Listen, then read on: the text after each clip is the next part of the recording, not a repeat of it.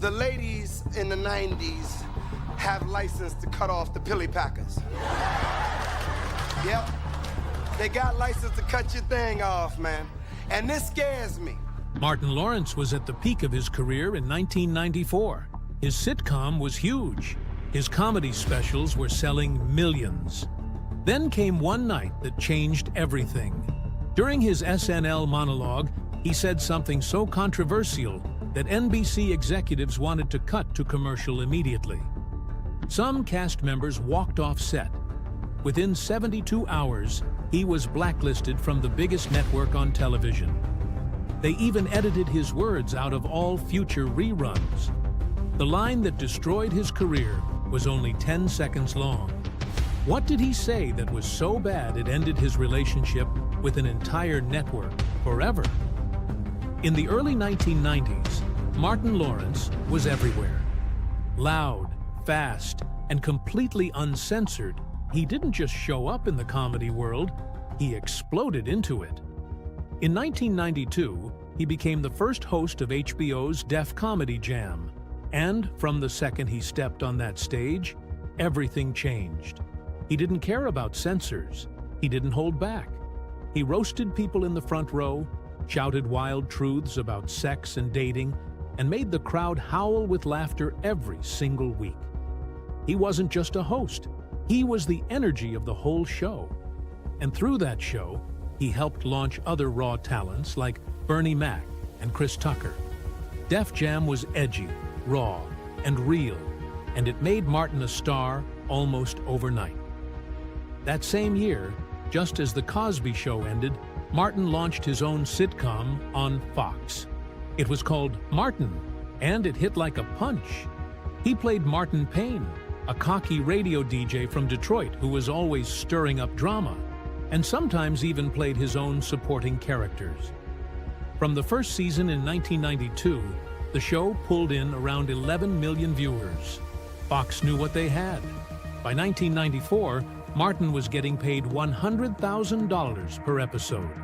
He was one of the highest paid stars on TV, and everything he touched seemed to catch fire. He was edgy enough for the streets and funny enough for prime time. Studios started to wonder if he might be the guy to bring the raw cable humor of Def Jam into the world of mainstream comedy. People said he could do what no one else had done: mix late-night danger with network safety. And still, even while starring in one of the biggest sitcoms in the country, Martin kept doing stand-up. In 1993, he dropped a stand-up album called Live Talkin' Shit.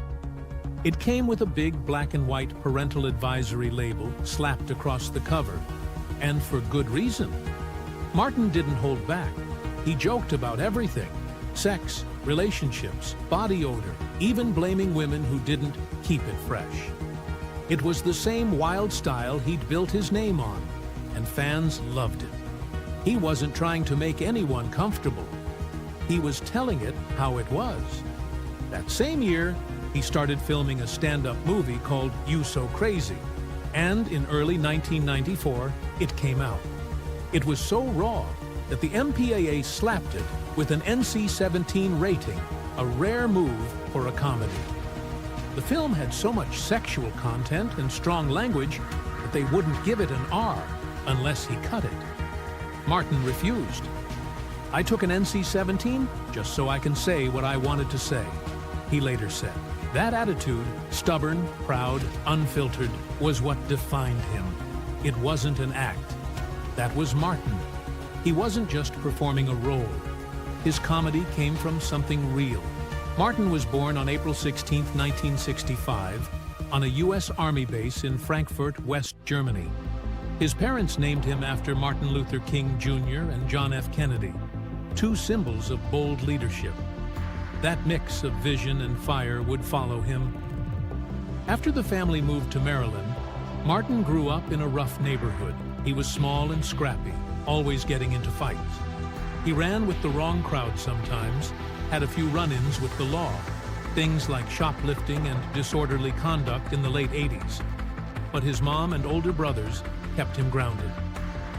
Most of my childhood friends ended up in jail. he later said. He knew it could have been him too, but he didn't just survive that life, he used it. He turned it into stories. His pain and chaos became punchlines. That's what gave his comedy teeth. He joked about his own flaws, the anger, the relationship drama, even the arrests. And if he could laugh at himself, you better believe he'd laugh at you too. By the start of 1994, Martin was at the top. He had a top-rated sitcom, a concert film with an NC-17 badge of honor, and the reputation of being the most fearless comic in America. That February, NBC decided to bring him on to host Saturday Night Live. It was a big move. SNL had been struggling with ratings.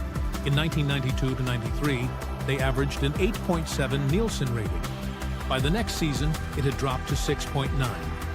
Newer shows like In Living Color were stealing their thunder. The producers wanted someone fresh, someone risky. They saw Martin as the perfect shot of energy.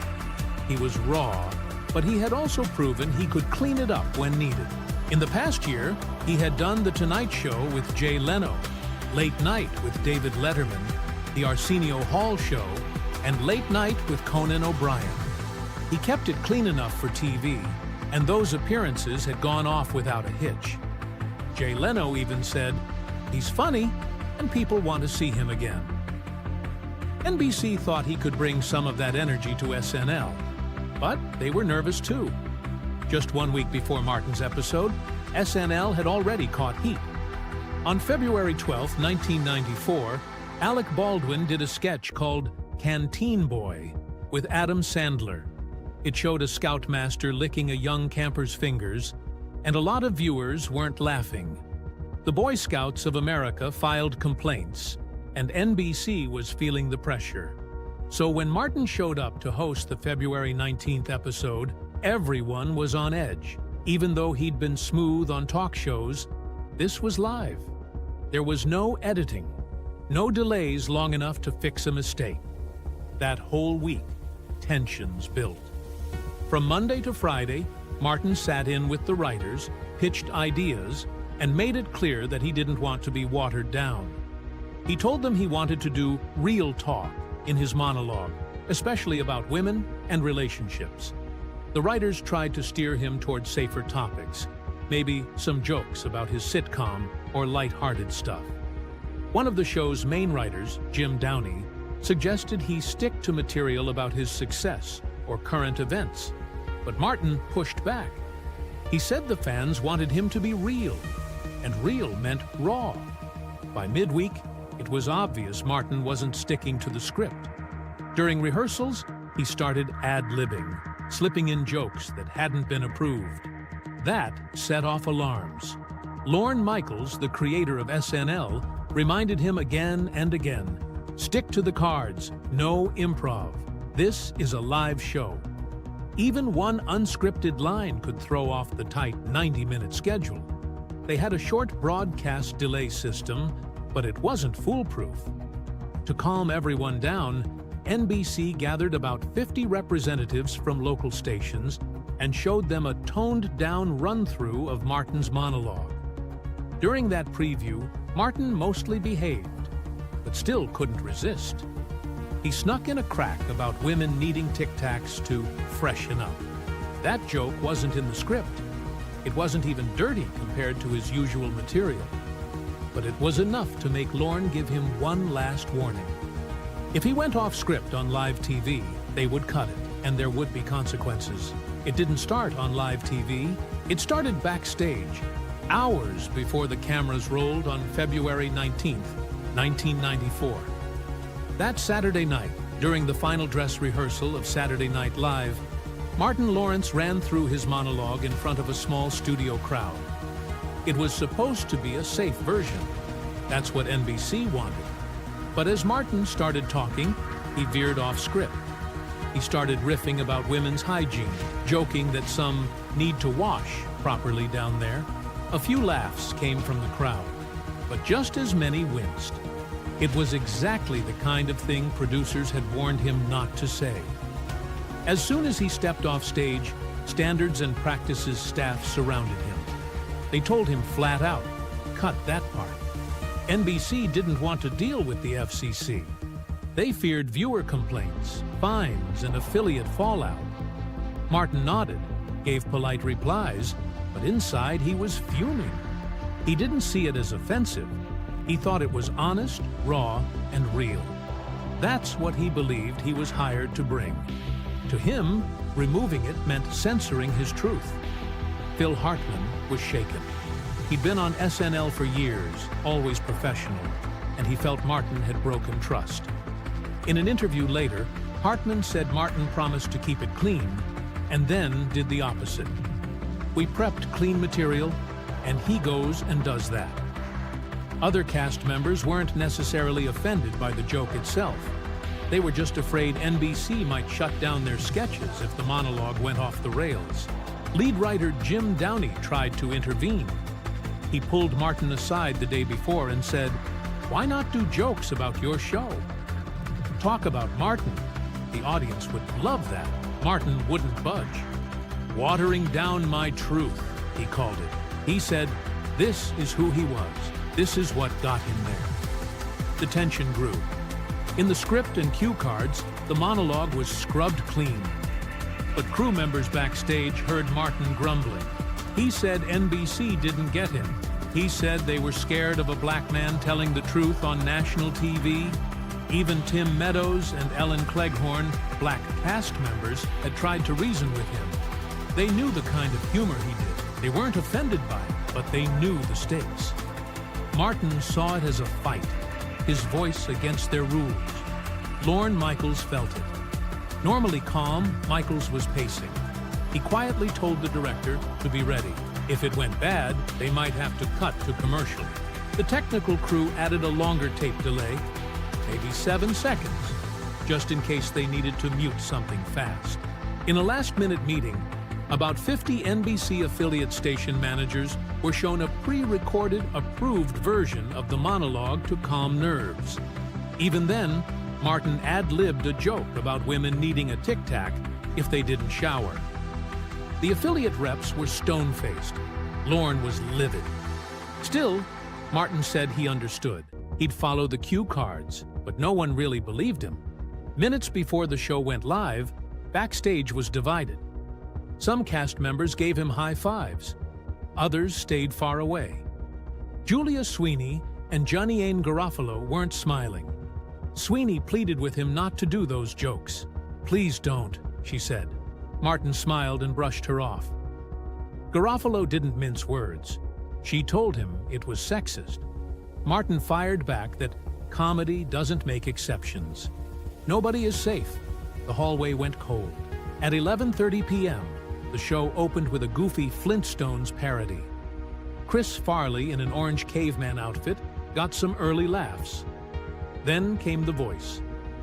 "Ladies and gentlemen, Martin Lawrence." He walked out in a checkered flannel shirt, jeans, a t-shirt, sneakers, and gold chain. He looked a little tense. He started soft. He said it was a dream come true. He joked about hosting on a Saturday, even poked fun at his own show. The crowd laughed. The control room relaxed for a second. Then came the ad-lib. "Man, it's cold as hell in New York," he said. "Some of y'all came in here smelling like wet everything." It got a laugh, but that line wasn't on the cards. He moved on to a joke about Lorena Bobbitt. That bit was approved. The crowd exploded with laughter when he mimed a man waking up and realizing his pilly packer was gone. "At least leave it on the pillow like a mint," he said. Even Lorne cracked a smile. So far, so good. But then he looked at the crowd and not at the cue cards. He took off the flannel shirt. The crew noticed. That was the sign. He was about to do it. "As a single man," he began, "something hurts me." He said he was meeting women, and then he said it. "Some of you are not washing your ass properly." It landed like a bomb. The crowd gasped.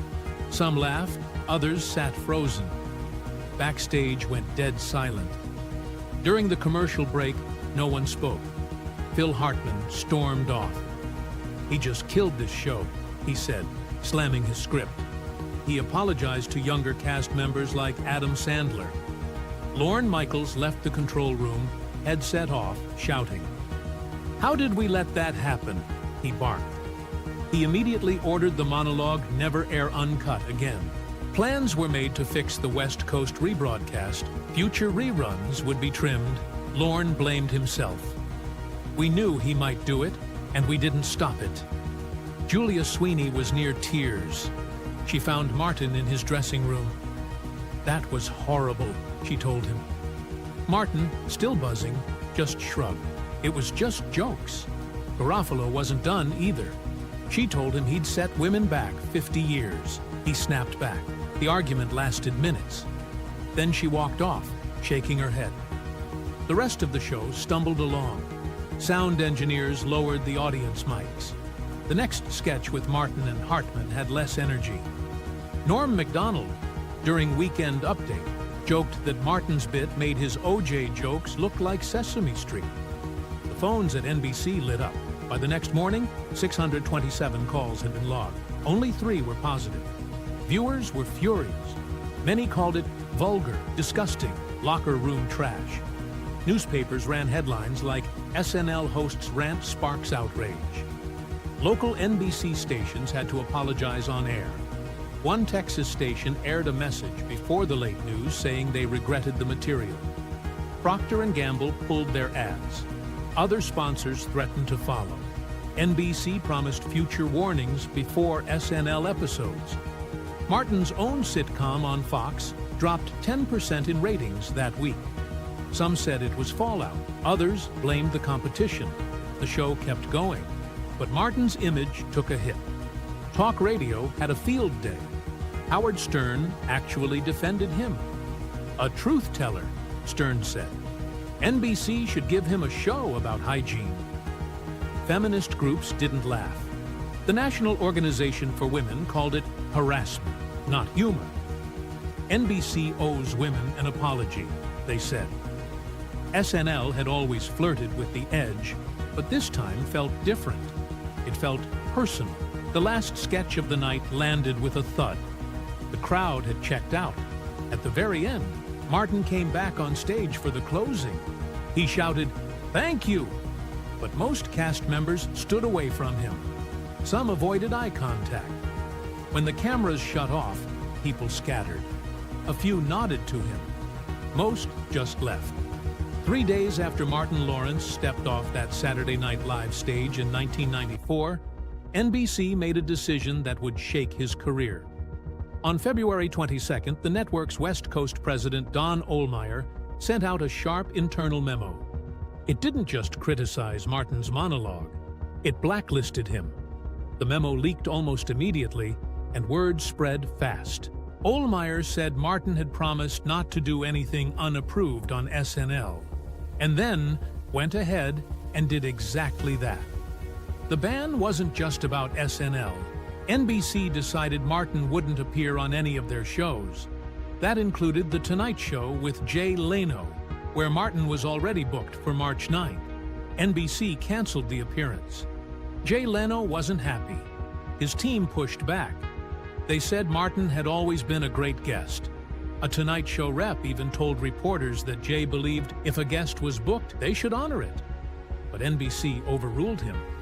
They made it clear it wasn't Leno's choice. It was theirs. They even made that public. A rare move that showed how seriously the network took this.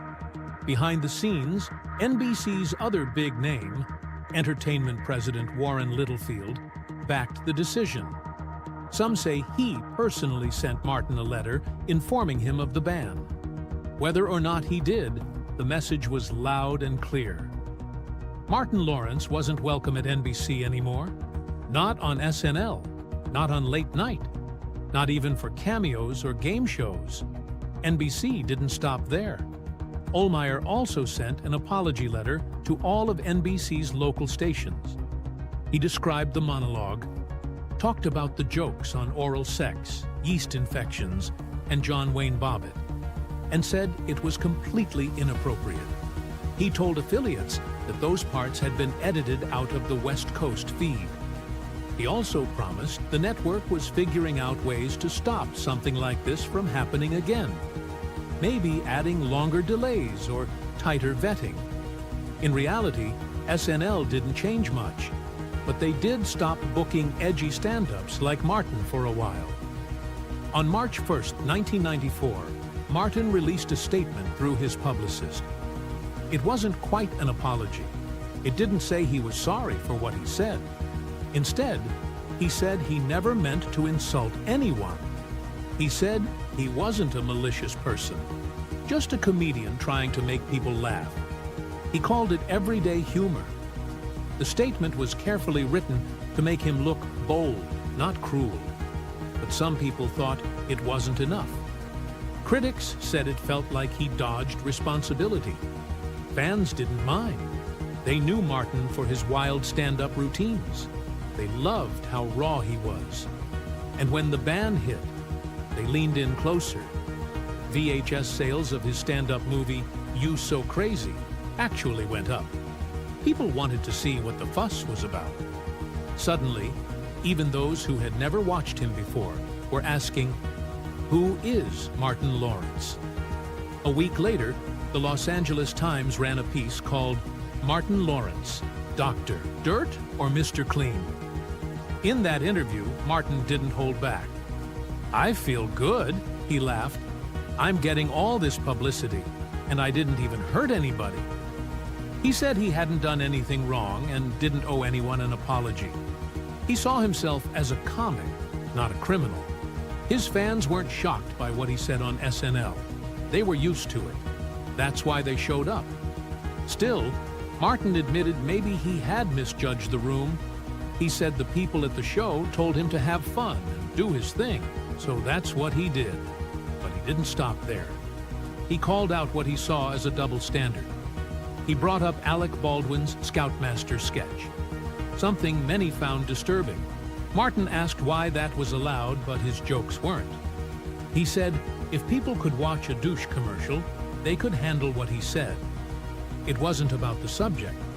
It was about who was saying it. Privately, Martin was shaken.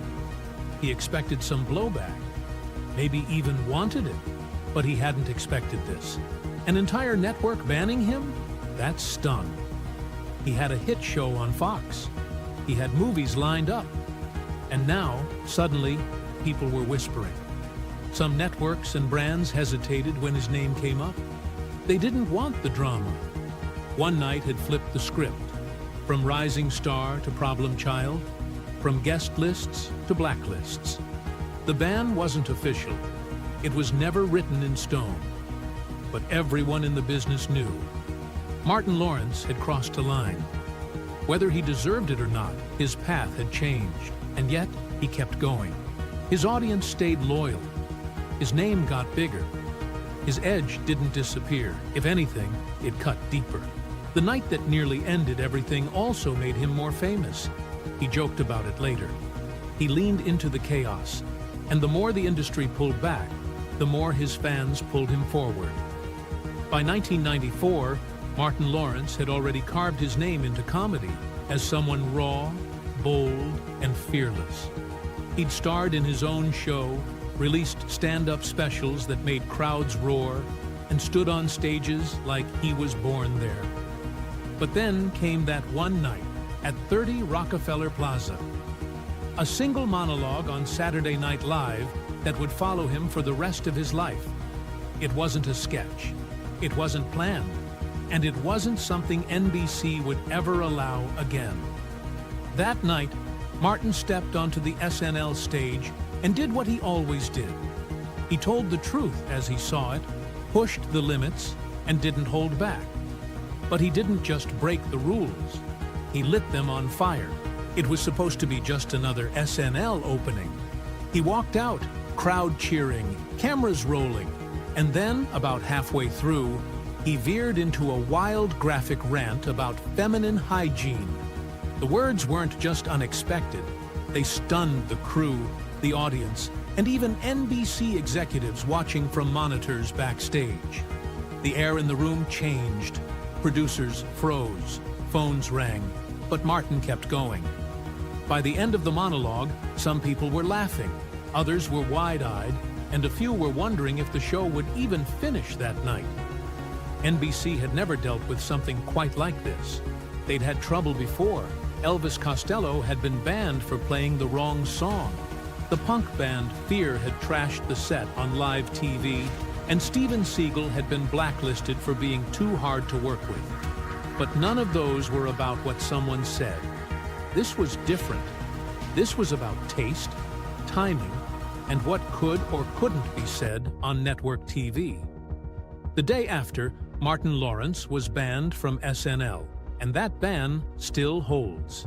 Years passed, and the incident took on a strange kind of legend. NBC never re-aired the full monologue. Instead, whenever reruns played, they inserted a formal disclaimer, read in the driest voice possible by SNL writer Jim Downey. It sounded like something from a corporate HR handbook. The text said Martin had offered a frank and lively presentation on what he believed was a serious problem with modern hygiene standards. It ended with the line, "It was a frank and lively presentation and nearly cost us all our jobs." That sentence became iconic. Bootleg VHS tapes of the original monologue passed around in secret. But for most fans, the disclaimer was the monologue. It was awkward, it was absurd, and somehow it became funny in its own way. The moment didn't just stay on SNL, it seeped into pop culture. The Simpsons once aired an episode in 1995 where Krusty the Clown's show is interrupted by a disclaimer in the exact same tone.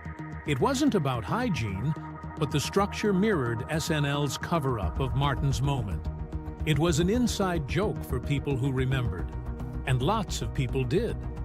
When Rolling Stone ranked the worst SNL hosts ever, Martin made the list. They called the routine gross, long, and sexist.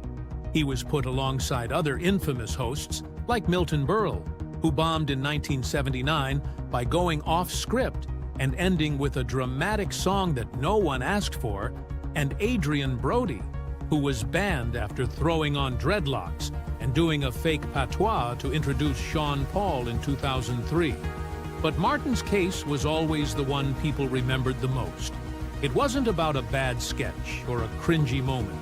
It was about someone hijacking live TV and saying exactly what they wanted, for better or worse. By the time SNL neared its 50th anniversary in 2025, the Lawrence incident had become part of the show's deep lore.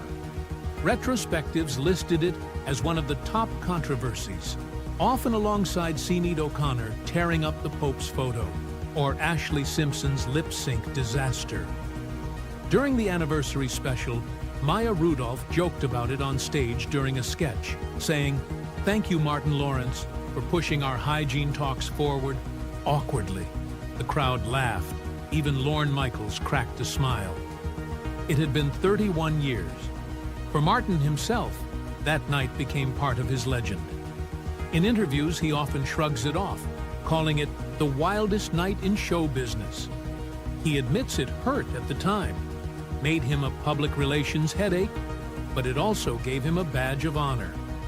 He became known as someone who couldn't be censored. Some people even say he was ahead of his time. These days, comedians on Netflix and podcasts talk about anything. No censors, no apologies. Martin just did it too early. Back when network TV still had lines you couldn't cross. The ban never lifted. Tracy Morgan once said he tried to get SNL to bring Martin back for a one-time gig in the 2010s. It never happened. Maybe Lorne still didn't want it. Maybe Martin didn't care. When asked if he'd ever return, Martin just said he would, but only if he could do it his way, ad-libs and all. Whether he meant it or not didn't really matter. By then, the moment had grown bigger than him.